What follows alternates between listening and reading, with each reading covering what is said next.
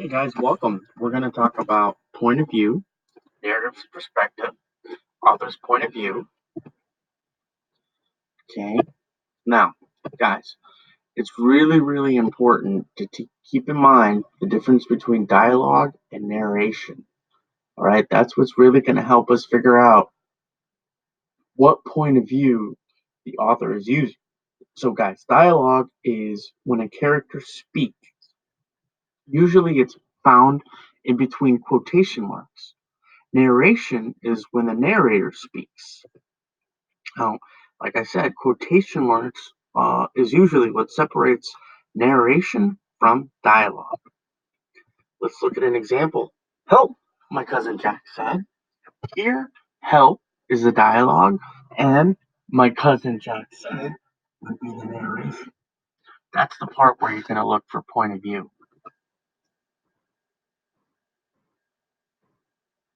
Okay, identifying the narrative perspective, it's all about the narrator who is telling the story. Please do not look at the dialogue. Don't look at what the characters are saying. We don't care what the characters say. We only care about what the narrator is saying. All right, now when we're trying to figure out the narrator's point of view, you've got to look for signal words. Let's look at what they are.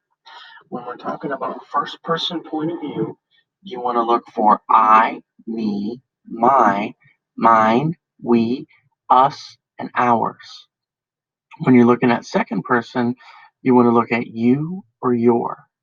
Third person, you want to try to find he, she, her, they, or them. Also, characters' names such as Mickey Mouse, Simba, Belle, Shirley. Any name that you can think of, it's probably third person point of view. Now, there's a secret, guys. You want to think about first, second, and third person point of view in kind of a simple way. This simple kind of way of thinking about it, I am in the room first, you come into the room second, and then he or she comes into the room. That would be third. I, you, he or she. Hopefully that'll help you out. First person point of view. This is when the narrator is part of the story. Usually the narrator is one of the characters. The narrator is going to use I or we.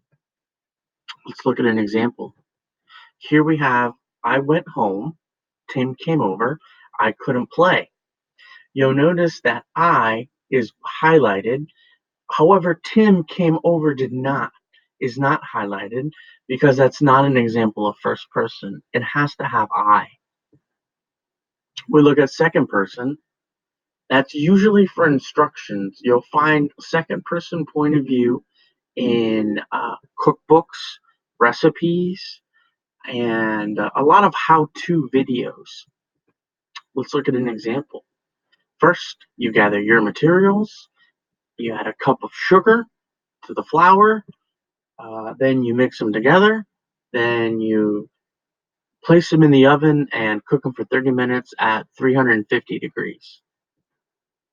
You have third person.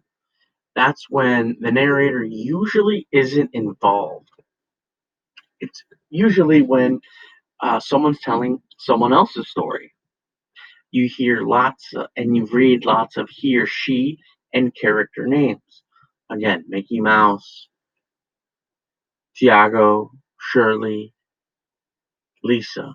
Those are the types of names you're going to hear. Now, there are three types of third person points of view we've talked about. We're going to go over again. When you're trying to figure out which third person point of view you're looking at, what you want to ask yourself is, what are the thoughts and feelings of the characters? So let's look at third person omniscient. This is when the narrator is all knowing. The narrator can tell what every character is thinking and feeling. Omni means all. Sient means knowing. Omniscient, all knowing. I like to think about it as if you pretend to be God and you're looking down on everyone, and you can see what everyone's thinking, and you can see what everyone's feeling. An example we have here, we have Tim was mad at Shay. He blamed her. Shay knew Tim would be mad, but she wanted to live her life. Here, you can tell that Tim was mad, so you can tell what he's feeling, and you know that you know what she was thinking because she wanted to live her own life. That's why this is omniscient. Next, we have third person limited. That's when the narrator is limited to just one character.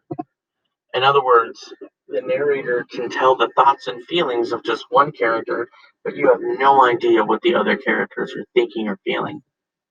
Let's look at the example. Tim was mad at Shay. He blamed her. Shay just left without saying anything. She left a note and then left him. Again, here we can tell that Tim is mad and that he blames her, but we have no idea what Shay is thinking. We have no idea how Shay feels. That would be limited. And then we've got our last one, which is third person objective. That's when the narrator does not reveal any character's thoughts or feelings.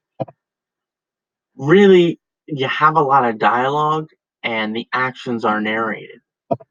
Let's look at an example. Tim slammed the door. He walked upstairs and read a note from Shay. He kicked her trash can and started crying. Again, we have no idea what Tim is thinking, and we have no idea what Shay is feeling or thinking. Let's look at some tips. First thing you want to do is check to see if it's first or second person before you worry about third person. Once you figure out if it's not second or first, you really want to ask yourself who's telling the story, his, mine, or someone else's. Remember, focus on the narration, not the dialogue. All right, let's do some practice. When I was 4 months old, my mother died suddenly and my father was left to look after me all by himself. I had no brothers or sisters, so through boyhood, from the age of 4 months onward, there were just us two. My father and me, we lived in an old gypsy caravan behind a filling station. I'll give you just a few seconds to see if you can see which point of view this is. Perfect. If you said first person, you would be right. Just look at the I. Look at when I was 4 months. I had no brothers and sisters. The I gives it away. Let's look at the second one. The huge man dropped his blankets and flung himself down and drank from the surface of the green pool. The small man stepped behind him. Lenny, he said sharply. Lenny, for God's sake, don't drink so much. Lenny continued to snort into the pool. The small man leaned over and shook him by the shoulder. Lenny, you're gonna be sick like you was last night. Lenny dipped his whole head under, hat and all. That's good, he said. You drink some, George. He smiled happily. Give it just a few seconds to see if you can figure out what point of view this is.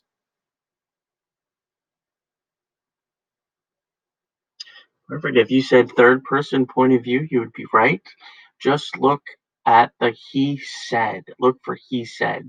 Right after Lenny, he said. And Lenny, he said right there. And then also over here. Okay. The previous night, make your plans for the next day and write them down. If you attend an exclusive Samurai's party and feel timid, you cannot do your part in making it a successful party. You had first better prepare by convincing yourself that you will have a grand time, and you should feel grateful for the invitation. Again, I'll give you just a few moments, see if you can figure out if it's first, second, or third point of view. If you said second, you would be correct. Again, look for the you. We've got you here, and another you here. Okay, number 4.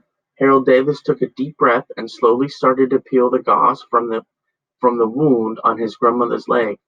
"Hold on, Grandma, I'm almost done," he said quietly. "Don't worry, baby, it doesn't hurt too much," she quietly replied. "Just take your time." Harold glanced up at his grandmother lying on the couch. He could tell she was in pain from the way she gripped the cushions, but still she managed to smile back at him.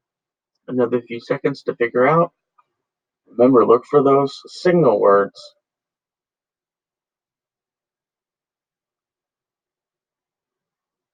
Okay, if you said third person, you would be right. Look for the word. They use the character's name, Harold Davis, and then we've got he said over here. He could. That's what's going to give it away. Last one. They were standing under the tree, each with an arm round the other's neck, and Alice knew which was which in a moment, because one of them had "dumb" embroidered on his collar, and the other had "D." "I suppose they've each got Tweedle round at the back of the collar," she said to herself. They stood so still that she quite forgot that they were alive, and she was just looking round to see if the word Tweedle was written at the back of each collar, when she was startled by a voice coming from the one marked "dumb." Go ahead and take a look, see what you think. See what you think. Don't look too far. Just look at that first sentence.